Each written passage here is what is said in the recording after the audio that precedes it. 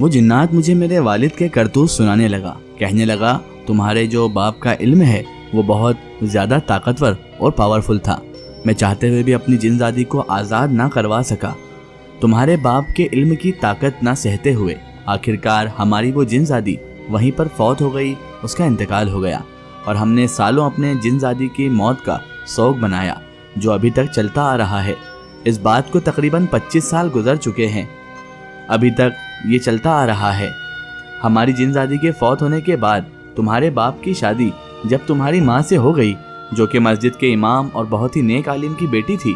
تمہارے نانا جان کا علم تمہارے باپ سے بھی کئی گنا زیادہ تھا اور طاقتور تھا اور انہوں نے کبھی بھی کسی کو نقصان نہیں پہنچایا تھا اپنے علم سے، اپنی طاقت سے. اسی جنگل میں تمہارے نانا جان چلا کاٹنے کے لیے آئے تھے اور میں نے موقع کا فائدہ اٹھا کر تمہارے باپ کی ساری کرتوتیں، ان کی شکایت تمہارے نانا جان کے پاس جا کر دی. ان کے پاس گیا تھا اور تمہارے نانا جان کو اپنا اور اپنی جن زادی کا سارا حال بیان کیا کہ کس طرح تمہارے باپ کے علم کی وجہ سے میری جن زادی اس دنیا سے فوت ہو گئی. میں نے سارا معاملہ تمہارے نانا جان کے سامنے درگزار کر دیا اور انہیں بتا دیا کہ تمہارے باپ نے ہمارے ساتھ کیا کیا ہے. تمہارے نانا جان نہ صرف انسانوں کے بلکہ جناتوں کے بھی مدد کرنے والے تھے. بہت ہی نیک انسان تھے اور عامل تھے. میری بات سنتے ہی انہوں نے ایک پتھر پر جو کہ درمیانی سائز کا تھا اس پر دم کیا اور تمہارے باپ کی ساری ناجائز کام کو دیکھ لیا. تمہارے باپ نے جس کے ساتھ ناجائز جاستی کی تھی، جس پر ظلم کیا تھا، جس کا بھی دل آزاری کی تھی، سب تمہارے نانا جان کی آنکھوں کے سامنے آ چکا تھا. تمہارے نانا جان نے سب کچھ دیکھنے کے بعد اس پتھر کے ذریعے مجھ سے وعدہ کیا کہ وہ اس انسان کو صحیح راہ پر لے کر آئیں گے. تمہارے باپ سے اپنی بات منوانے کے لیے اور اسے صحیح راہ پر لے آنے کے لیے تمہارے نانا جان نے اپنی بیٹی کی شادی تمہارے باپ سے کروا دی. اور وقت یوں گزرتا گیا. کچھ سالوں کے بعد تمہارے نانا جان اپنے ارادے میں کامیاب ہو گئے اور تمہارے باپ کو سیدھی راہ پر لے آئے. تمہارا باپ سیدھی راہ پر آ گیا تھا. اس نے اب ظلم کرنا چھوڑ دیا تھا اور بہت نیک انسان بن گیا تھا. پر میں تمہارے باپ سے اب بھی بدلہ لینا چاہتا تھا کیونکہ میں اپنی جن زادی کو کبھی بھی بھول نہیں پاتا تھا. کچھ وقت کے بعد جب تم پیدا ہوئی اس کے گھر میں تو وہ بہت ہی خوش ہونے لگا اور میں ارادہ کر لیا تھا کہ اب تمہارے ذریعے سے تمہارے باپ سے میں بدلہ لوں گا اور اسے تکلیف پہنچاؤں گا. میں نے بہت بار کوشش کی تمہیں قید کرنے کی پر ہر بار میں ناکام ہو جاتا تھا کیونکہ جب تک تم اس نہر پر نہ آتی تب تک میں تمہیں قید نہیں کر پاتا. تمہیں یاد ہوگا ایک دن تمہارے گھر پر ایک مچھوارا آیا تھا جس کے جسم پر جن زادے نے قبضہ کیا ہوا تھا. وہ میں ہی تھا. ایک دن اس نہر پر مچھوارا مچھلی پکڑنے کے لیے آیا اور میں نے موقع کا فائدہ اٹھا کر اس کے جسم پر قبضہ کر لیا اور مجھے یقین تھا کہ اس شہر کے سارے لوگ تمہارے باپ کے پاس بھی جاتے ہیں. کسی کو بھی کوئی ہوا بلا لگتی ہے یا پھر اس سلسلے میں کوئی بھی آسیب وغیرہ لگ جاتا ہے تو وہ تمہارے باپ کے پاس ہی جاتے ہیں. میں اپنے مقصد میں کامیاب ہو گیا. آخرکار میں تمہارے گھر تک پہنچ ہی گیا اور تمہیں دیکھ کر بہت خوش ہوا کیونکہ آخرکار تمہارے باپ سے بدلہ لینے کا ذریعہ مجھے مل ہی گیا تھا.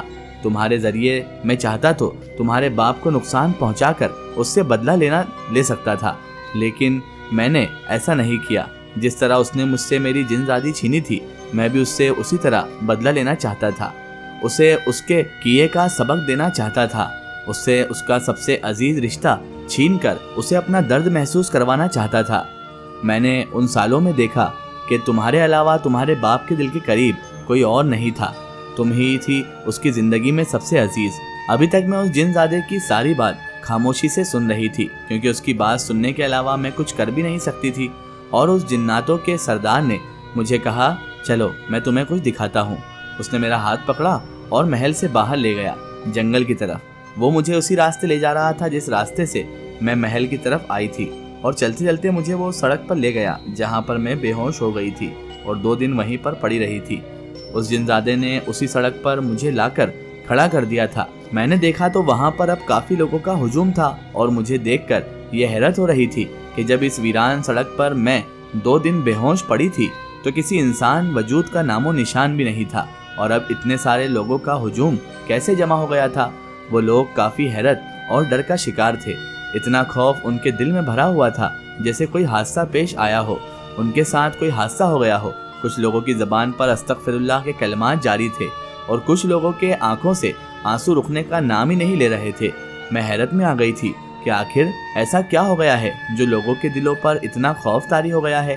میں دیکھنے کے لیے جیسے ہی تھوڑا آگے گئی تو سامنے میری امی جان اور بابا جان زاروں قطار رو رہے تھے اور ان کی حالت کافی زیادہ خراب تھی اور بہت پریشان نظر آ رہے تھے۔ یہ دیکھ کر میں بہت ہی ڈر گئی اور سمجھ گئی کہ وہ مجھے ڈھونڈ رہے ہوں گے، ڈھونڈتے ہوئے یہاں تک آ گئے ہوں گے اور میرے نہ ملنے پر اس طرح پریشان ہو رہے ہوں گے۔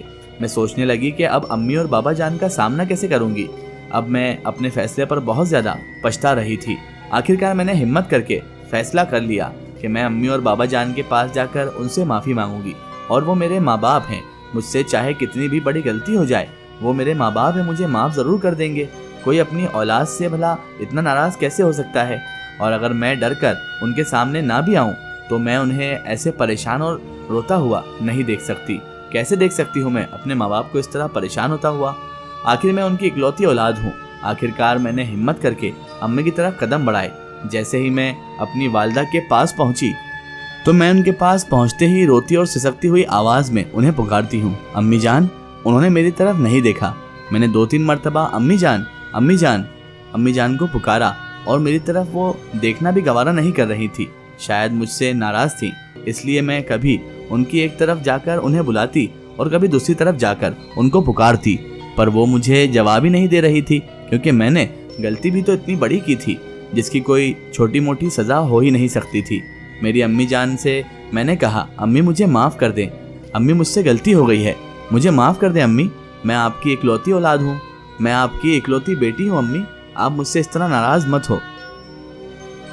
پر امی مجھے جواب بالکل بھی نہیں دے رہی تھی، مجھے ایسے نظر انداز کر رہی تھی جیسے میں ان کو نظر ہی نہیں آ رہی ہوں۔ اپنی امی جان سے میں نے کہا، امی جان اگر آپ میرے ساتھ ایسا کریں گی تو بابا جان کی ناراضگی سے مجھے کون بچائے گا؟ مہربانی کر کے آپ تو میرا ساتھ دیں، مجھ سے غلطی ہو گئی امی، مجھے معاف کر دیں۔ آپ تو میری ہر غلطی معاف کر دیتی ہیں، آپ تو ہمیشہ میرا ساتھ دیتی ہیں، تو اس بار ایسا نہ کریں، میرے ساتھ ایسا نہ کریں امی، امی جان مجھے معاف کر دیں۔ امی جان امی جان امی جان کو ایسا کہہ کے بابا جان کے پاس گئی۔ بابا جان، امی جان میری بات نہیں سن رہی، مہربانی کر کے آپ تو مجھے معاف کر دیں، آپ تو مجھ سے بات کر لیں۔ میں نے جیسے ہی بابا جان کو ایسا کہہ کر نیچے دیکھا سڑک پر جہاں پر بابا جان کھڑے تھے، تو دیکھ کر میرے پیروں تلے زمین نکل گئی۔ میں حیران رہ گئی دیکھ کر کہ وہاں پر تو میری ہی لاش موجود تھی۔ میں چلا چلا کر امی اور بابا جان کو بلا رہی تھی کہ امی، میں نہیں مری ہوں، میں آپ لوگوں کے پاس کھڑی ہوں، مہربانی کر کے میری طرف دیکھیں، مجھے سنیں۔ پر ان کو میری آواز سنائی نہیں دے رہی تھی اور میری آنکھوں کے سامنے میری لاش کو اٹھا کر وہ لوگ وہاں سے چلے گئے، اور وہ جن زادہ میرے پاس آ کر کھڑا ہوا اور مجھے کہنے لگا، آج میرا بدلہ پورا ہوا تمہارے باپ کے ساتھ، جس طرح اس دن اس نے ہمیں تڑپایا تھا، ہمیں رلایا تھا، آج وہ تڑپ رہا ہے اپنی بیٹی کے لیے، اور اس نے مجھے کہا کہ اب میں تم سے شادی کروں گا اور ہمیشہ کے لیے اپنے پاس رکھوں گا۔ تو میں نے اسے کہا کہ تم ایک جنزاد ہو، میں تم سے محبت نہیں کرتی، میں تم سے کیسے شادی کر سکتی ہوں؟ تو اس نے مجھے اپنے محل میں ہمیشہ کے لیے قید کر لیا۔